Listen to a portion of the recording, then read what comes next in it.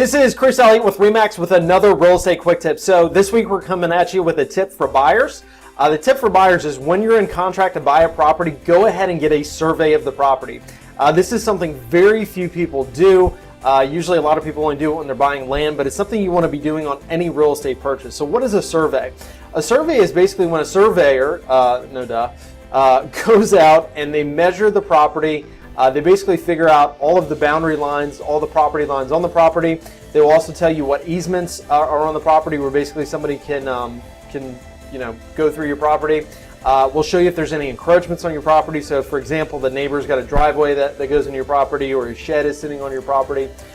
This is just normal due diligence that you want to know before you buy a property. Even if you're just buying a home in a subdivision with the fence already up and everything looks like it's where it should be, you never know. You never know, or you don't know what you don't know. So if there's an issue, if there's an easement you're not comfortable with, if there's an encroachment on the property, if the neighbor's got some of their things, a shed, whatnot, on your property, those are all things you want to find out during your inspection period or during your while you're under contract on something. Because if you go ahead and close on that property, it's now your problem to fix.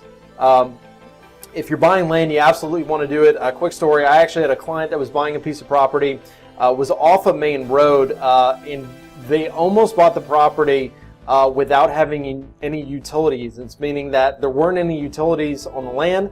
And before the property was sold, or while we were under contract, there weren't any easements. So technically, if the neighbors didn't allow us to run through their yard to run power run power back to the property, potentially they could have bought a piece of property that was landlocked. They would not have been able to get electricity on, and they were not buying it as hunting property. So anyway, get your surveys while you're under contract. Hope this helps. Look forward to seeing you guys next week.